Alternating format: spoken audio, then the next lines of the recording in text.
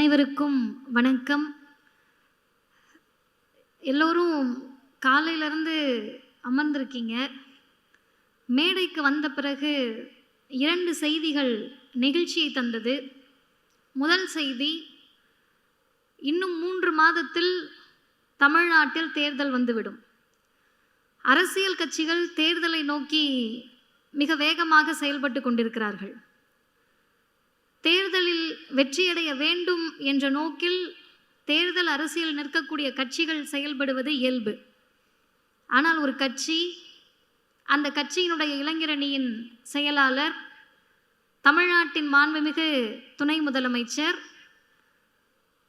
எந்த வழியில் நிற்கிறார் என்று சொன்னால், ஆட்சி வரும் போகும், ஐயா அண்ணா வகுத்த கொள்கை போகாது வாழும் என்று சொல்லக்கூடிய வகையிலே முத்தமிழறிஞர் கலைஞருடைய பேரனாக, தந்தை பெரியாரின் கொள்கை பேரனாக அறிவு திருவிழாவை நடத்தி கொண்டிருக்கிறார்.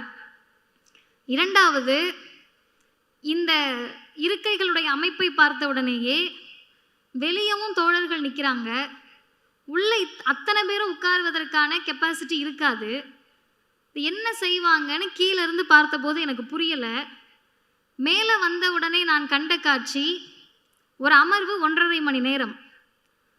முதலில் வந்து 1.5 மணி நேரம் உட்கார்ந்த இளைஞர்கள் அடுத்த அமர்வுக்கு புத்தக கண்காட்சிக்கு போயிடுறாங்க. புத்தக கண்காட்சியில் இருப்பவர்கள் அமர்வை கவனிக்கிறார்கள். எல்லோரும் அறிவை பெற வேண்டும் என்ற நோக்கிலே இந்த அமர்வை ஏற்பாடு செய்து, அரங்கை ஏற்பாடு செய்திருக்கிறது திராவிட முன்னேற்ற கழகம். 3வது முக்கியமான செய்தி, எனக்கு முன்னாடி பேசினவங்க, இனிமே எனக்கு பிறகு பேசக்கூடியவங்க எல்லாருக்குமே முதல் வரிசையில் இருக்கவங்களுக்கு அவங்க முகம் தெரிஞ்சிருக்கும். ஏன்னா எப்படினாலும் நீங்கள் ப்ரொஜெக்டரில் தான் பார்க்கணும். இதை நான் பேசுகிறேன், எனக்கு கஷ்டமாக இருக்குது, தெரியலன்னா என்ன பண்ணுறதுன்னு நான் யோசிக்கலாம். இல்லை முன்வரிசையில் உட்கார்ந்துருக்கவங்க, ஐயோ கழுத்து வலிக்குதே, இந்த பிள்ளை குட்டியாக இருக்கே, தெரிய மாட்டேன்தே அப்படின்னு யோசிக்கலாம். 2-3 நாட்கள் என் நினைவு சரியாக இருந்தால், ஒருவர் இந்த அரங்கத்திற்குள் வருகிறார். கலைஞர் செய்திகள் அதை காட்சிப்படுத்தி இருக்கிறது. 4வது இருக்கையா 3வது இருக்கையான்னு தெரியல, அந்த ஓரத்தில் அமர்ந்து மேடை சரியா தெரியுதான்னு பார்க்குறாரு. அவர் கீழே வரப்போறதில்லை, 4வது இருக்கைக்கோ 3வது இருக்கைக்கோ. அவர் எதுக்கு பார்க்குறாருன்னு பார்த்தா, திராவிடர் இயக்கம் எனக்கு வலிக்குதுன்னு அழுத இயக்கம் இல்லை, என் சகோதரனுக்கு வலிக்கிறதே என்று அழுத இயக்கம். அந்த இயக்கத்தினுடைய மாநில இளைஞரணி செயலாளர், மாண்புமிகு துணை முதலமைச்சர் அரங்கில் வந்து அமர்ந்து மற்றவர்களுக்காக பார்த்து அதை சரி செய்திருக்கிறார்.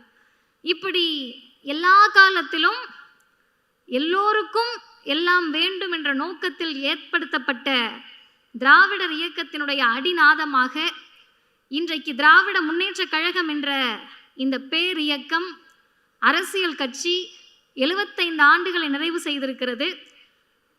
45 அல்லது 46 கருத்துரையாளர்கள் இந்த 2 நாளில், 10 அமர்வுகள், 10 அமர்வு, 46 கருத்தாளர்கள். தேர்தல் வேலைக்கு பயிற்சி கொடுக்க போகிறாங்களான்னா கிடையாது, அடுத்த தலைமுறைக்கு பயிற்சி கொடுக்க போகிறோம் என்ற நோக்கோடு நடைபெறும் இந்த கருத்தரங்கத்தில் எனக்கு முன்னால் பேசி அமர்ந்திருக்கக்கூடிய ஊடகவியலாளர் பெரும் மதிப்பிற்கும் மரியாதைக்கும் உரிய அண்ணன் இந்திரகுமார் தேரடி அவர்களே, எனக்கு பின்னால் பேச இருக்கக்கூடிய திராவிட முன்னேற்ற கழகத்தின் மாணவரணி செயலாளர் பெரும் மதிப்பிற்கும் மரியாதைக்கும் உரிய அண்ணன் ராஜீவ்காந்தி அவர்களே, இந்த நிகழ்ச்சியில் மட்டுமல்ல, நம்ம ஐயா பிரதமரும் நிதியமைச்சரும் எங்கெங்கேயோ போய் என்னென்னமோ பேசி பார்த்தாங்க, திருக்குறள் அது இதுன்னு.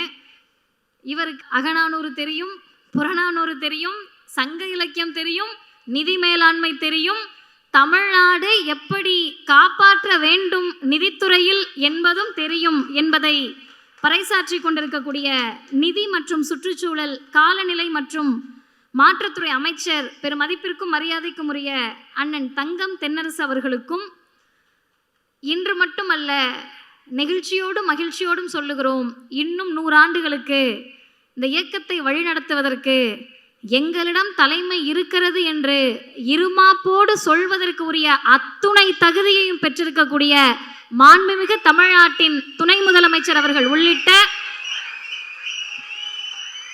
அனைவருக்கும் வணக்கம். உண்மையாவே நமக்கெல்லாம் வாழ்க்கை இவ்வளோ கஷ்டமாகும்னு நான் நினச்சதே கிடையாது. ஏன்னா யூடியூப் கமெண்ட்டில் உட்காந்து கதறுன்னு போட்டுட்டு அரசியல் பண்ணிகிட்டு இருக்கவங்களுக்கு மத்தியில் மூத்த அண்ணன் 15 பக்கம் புக்கு, நடு அண்ணன் லேப்டாப்பு, நான் புத்தகம் கையுமா வர வேண்டியதாக இருக்குது. அவ்வளவு எளிமையாக அரசியல் பண்ணிகிட்டு இருக்காங்க. ஏன் இவ்வளோ புத்தகத்தோடு வரணும்னா, இந்த மாதம் கோட்டா இன்னும் எனக்கு முடியல. என்ன கோட்டா? மாதம் ஒரு தலைப்பு எடுத்து அடிப்பாங்க. நான் மட்டும் இல்லை, நாங்கள் எல்லோரும் வாங்குவோம்.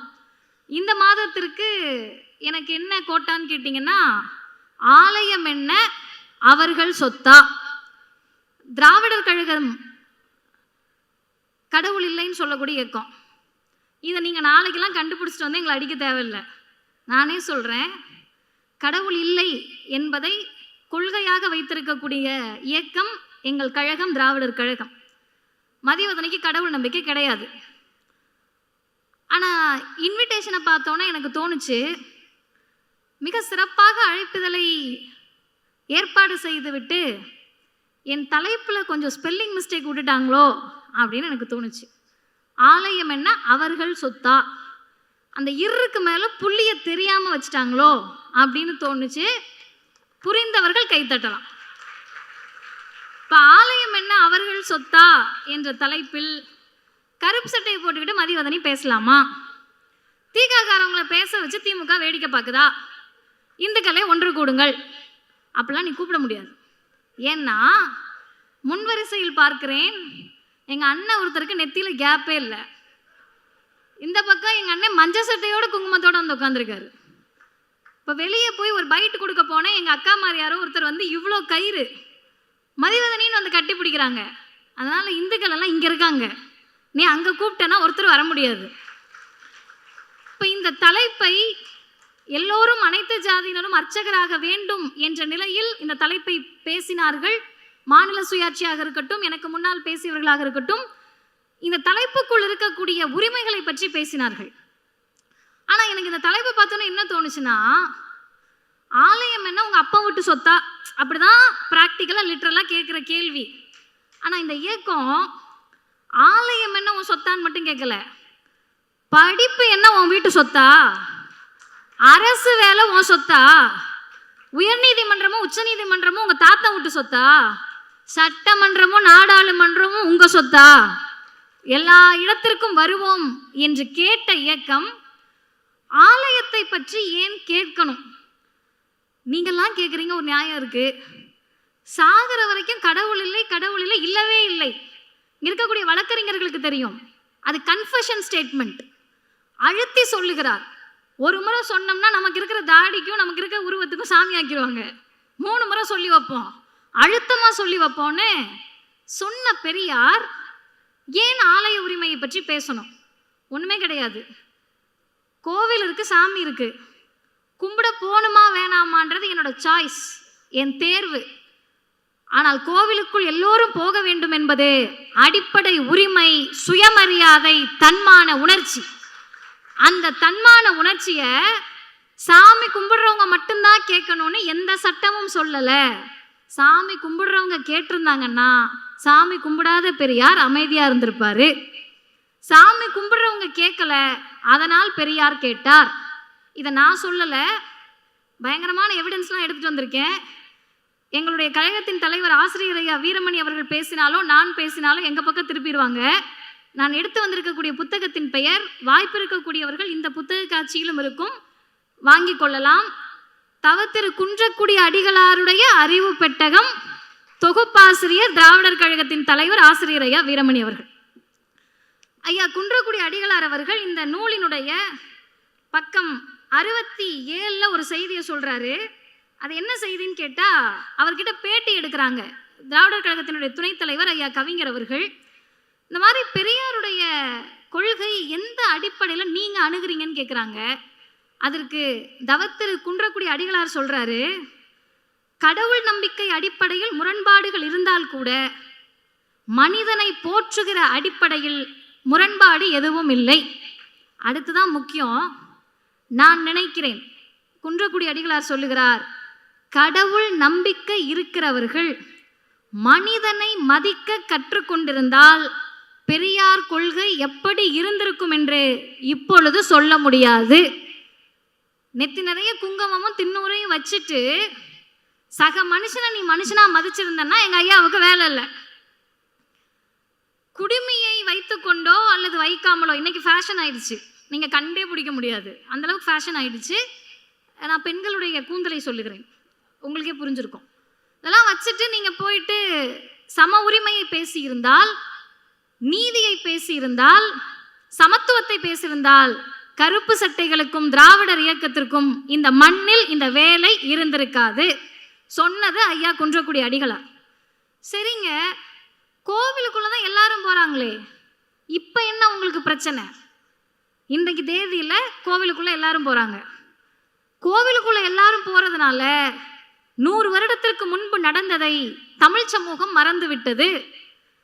யாரோ வந்த அருளியதாவது இது கிடைத்தது, எலும்புச்சம்பளத்தை உருட்டி விட்டதுனால கிடைச்சிருச்சு போல, மந்திரம் போட்டதுனால கிடைச்சிருச்சு போலன்னு நினைக்கிறாங்க. தமிழ்நாட்டில் ஆலய உரிமையை பேசியது மட்டுமல்ல, சட்டம் இயற்றாவிட்டால் கருவறைக்குள் நுழைந்து போராடுவோம் என்று அறிவித்த தலைவர் அறிவுலக பேராசான் தந்தை பெரியார் அவர்கள். ஏங்க கோவில் கருவறைக்குள்ள போகணுமான்னு கேட்டா, அருமை சகோதரர்களே, கருவறையெல்லாம் லாஸ்ட் ஸ்டெப் தான், கோவில் 2வது ஸ்டெப் தான். கோவில் தெருவுக்குள்ளே போக முடியல, ஆலயம் மட்டும் மணிக்கணும். அவர்கள் சொத்து இல்ல, ஆலயத்தின் தெருக்களும் அவர்கள் கையில் தான் இருந்தது. எனக்கு லாஜிக்கே புரியலங்க. சட்டம் படிச்சிருக்கோம், என் வீட்டுக்குள்ள யாராவது வரக்கூடாதுன்னு சொல்றதுக்கு எனக்கு உரிமை இருக்கு. நான் கட்டின வீடு, என் வீட்டுக்கு வெளியே இருக்க தெருவுக்குள்ள ஏடிஎம்கே கார் வந்து நின்னாருன்னா எனக்கு கடுப்பா இருக்கு, பிஜேபி காரை பார்த்தாலே கடுப்பா இருக்கு, ஆர்எஸ்எஸ் பார்த்தாலே எரிச்சலா இருக்குன்னு நான் சொல்ல முடியுமா? கட்டுனது என் வீடு, ரோடுல நடக்க முடியாதுன்னு எப்படி சொல்ல முடியும்? தனி மனிதர் நானே சொல்ல முடியாதுன்னா, கோவில் பொது சொத்து, கோவிலை கட்டியவர்கள் பொதுமக்கள், கோவிலுக்கு கல் சுமந்தது மண்ணு சுமந்தது சித்தால் வேலை பார்த்தது கொத்தனார் வேலை பார்த்ததெல்லாம் நம்மாட்கள். நம்மாட்கள்னா நீங்க உடனே கூகுளில் போயிட்டு யாராவது யூடியூப்ல போட்டு விட்டீங்கன்னா ஜாதி பெருமை பேசுகிறாரான்னு வந்துடக்கூடாது. இந்த சமூகத்தில் இருக்கக்கூடிய பார்ப்பனர் அல்லாத அனைவரும் நம்மாட்கள் தான், எங்களவர்கள் தான். பிற்படுத்தப்பட்ட, மிகவும் பிற்படுத்தப்பட்ட பட்டியலின பழங்குடியின மக்கள் அனைவரும் எங்களவர்கள். எங்க அண்ணனும் எங்க பாட்டியும் எங்க பெரியப்பாவும் எங்க தாத்தாவும் கட்டின கோவில்ல உட்காந்துக்கிட்டு தெருவுக்குள்ள நடந்தாலும் இவங்களுக்கு தீட்டாயிடலாம். எனக்கு தீட்டாகுதுன்னு சொன்னா வேற மாதிரி கேட்பாங்கன்ட்டு சாமிக்கு தீட்டாயிடுது. இப்போ ஒரு தலைவர் தான் கேட்டார், என் சகோதரன் கோவிலுக்குள் வந்து சாமிக்கு தீட்டாகிறது என்றால் அதிக பலம் வாய்ந்தது என் சகோதரனா உன் சாமியா? இந்த கேள்வியில தப்பு இருந்திருந்தா பெரியாரிடம் நீங்கள் கேட்டிருக்க வேண்டும். இன்னைக்கு வரைக்கும் பதில் இல்லை. இப்போ தெருவுக்குள்ள போகணும், கோவிலுக்குள்ள போகணும், ஆலயத்துக்குள்ள போகணும், இதெல்லாம் தாண்டி கோவிலுக்குள்ள போகக்கூடிய உரிமை கிடைக்குது. கோவிலுக்குள்ள போயிட்டோம், சட்டம் இயற்றுங்காங்க, போயிட்டோம். போயிட்டு ஏதாவது புரியுதான்னு பார்த்தா ஹிந்தி படத்தை சப்டைட்டில் இல்லாமல் பார்த்த மாதிரியே இருக்கு. என்னமோ பேசுறாங்களே, என்ன பேசுறாங்கன்னே புரிய மாட்டேங்குதே. ஹிந்தி படம் இல்லை, இன்னைக்கு கொரியன் சீரீஸ் பார்த்த மாதிரின்னு கூட வச்சுக்கலாம். அப்டேட்டடா என்ன நடக்குதுன்னே புரியலையே, வசனமா முக்கியன்ற மாதிரி ஒண்ணுமே புரிய மாட்டேங்குது, ஓதிக்கிட்டே இருக்காங்களே அப்படின்னு நினைக்கிறப்பதான் ஒரு தலைவர் கேட்டார், நீ ஒரு மந்திரம் ஓதுற, அது ஏன் தாய்மொழி கிடையாது, நியாயமா யார் கேட்டிருக்கணும்? தமிழ் தேசியம் பேசுறேன், தமிழுக்காக எங்க தாத்தா செத்து போனாருன்னு கதை விட்டுட்டு இருக்கவங்க பேசியிருக்கணும்.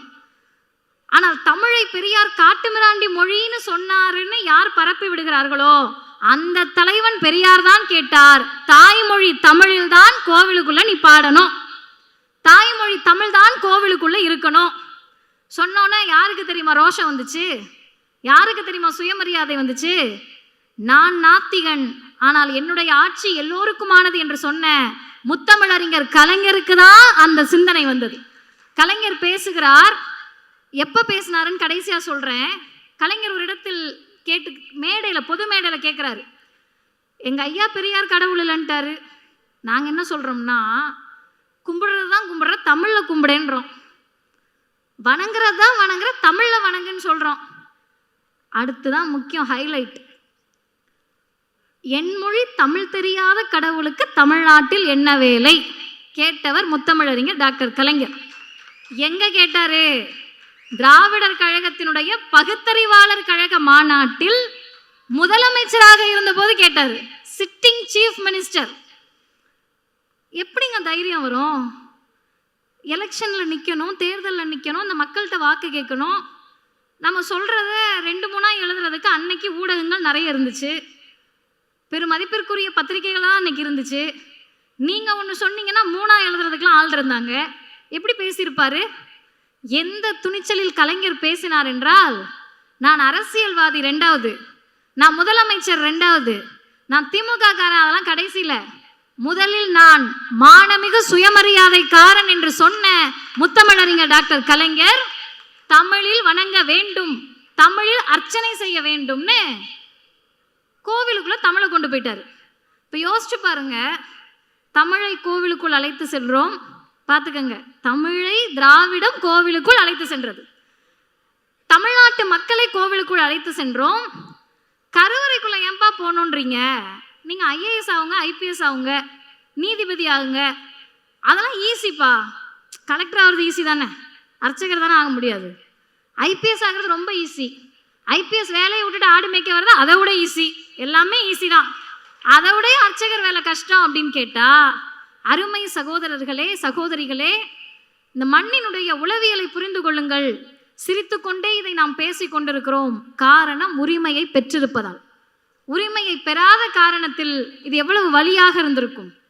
உரிமை பெறாமல் இடுப்பில் துண்டை கட்டிக்கிட்டு நம்ம தாத்தாவும் பாட்டனும் கோவிலுக்குள்ள வெளியே நின்றுட்டு, நான் கும்பிடுற சாமி என்னை பார்க்க விட மாட்டேன்றப்ப அவர்களுக்கு அது எந்த வலியை தந்திருக்கும்.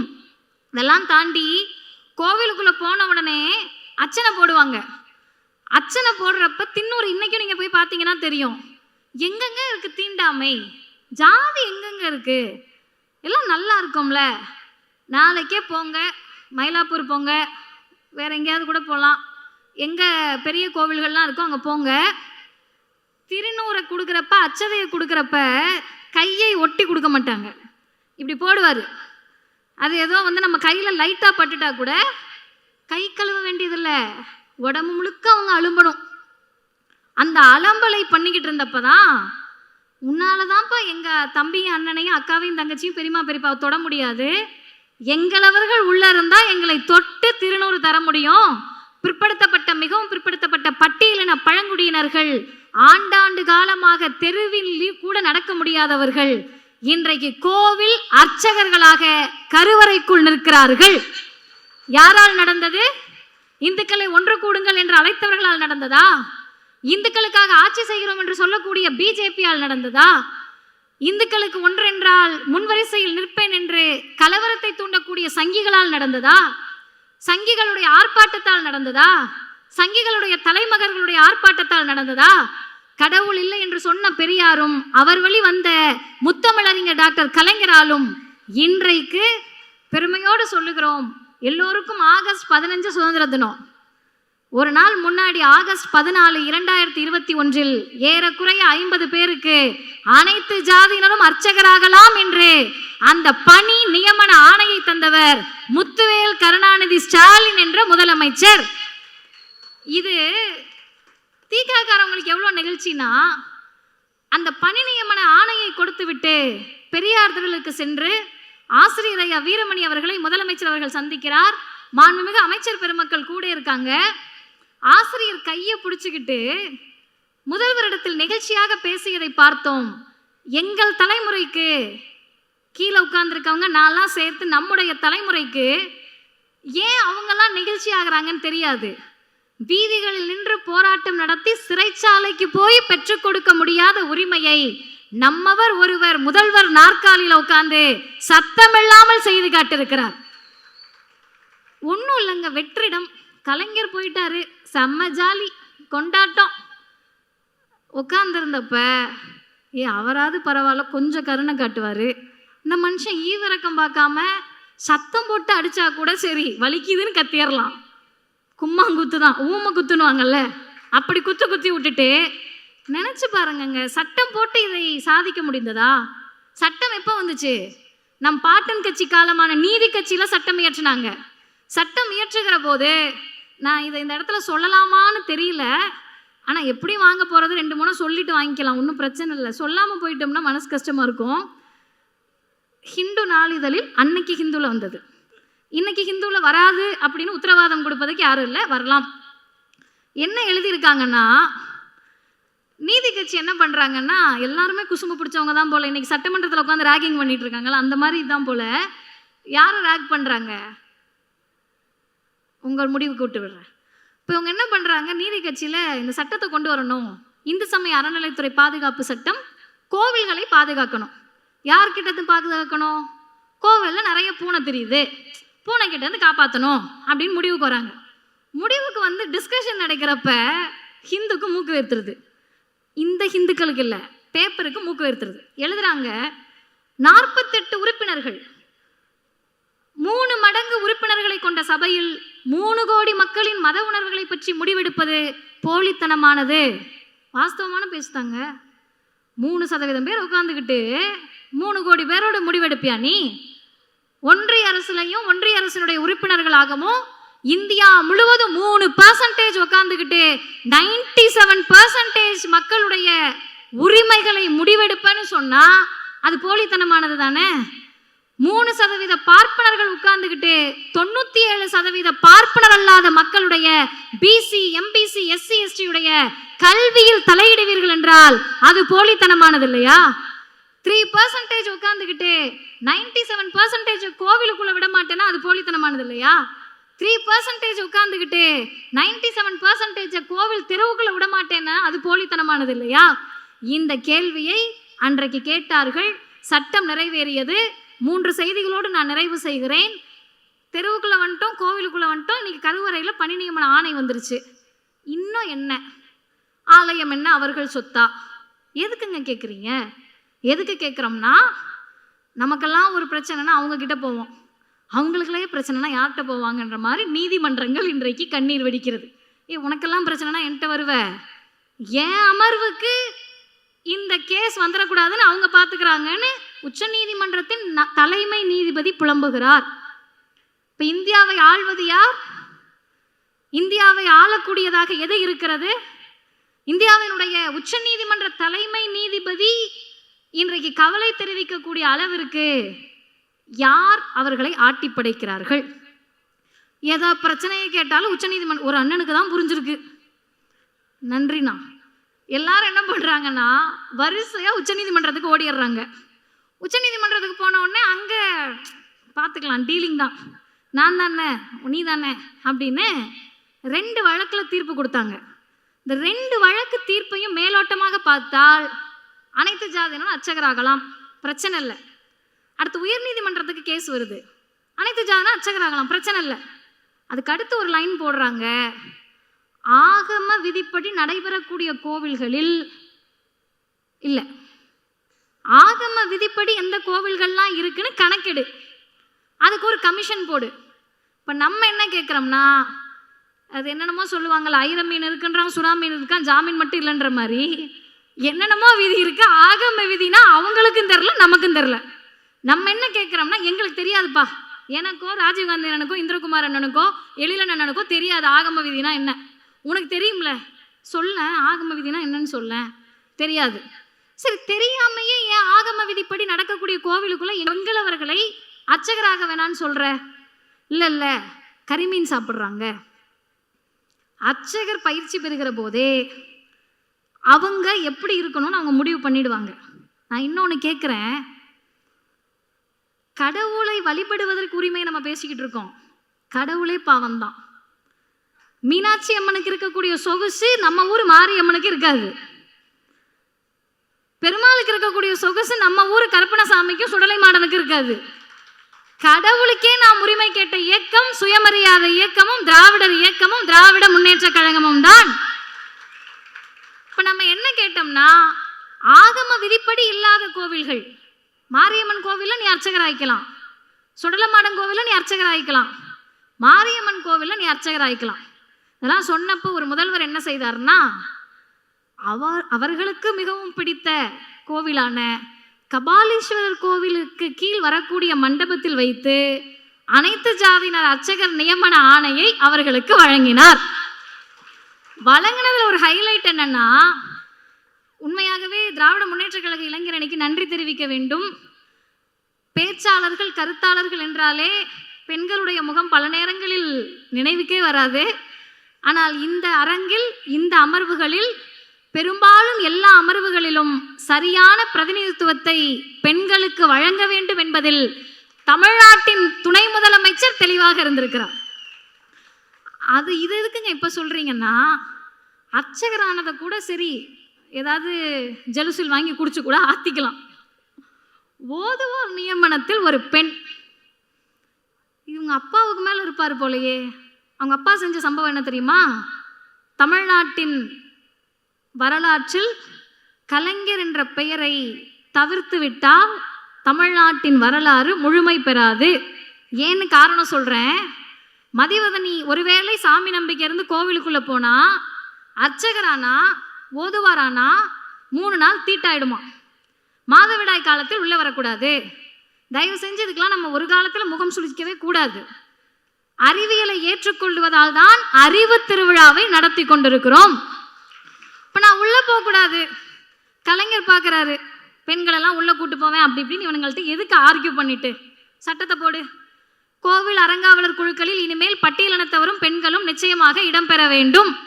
மதுரை மீனாட்சி அம்மன் கோவிலில் பெண் அறங்காவலர் இருக்கிறார். காரணம், முத்தமிழறிஞர் கலைஞராக இருக்கிறார்.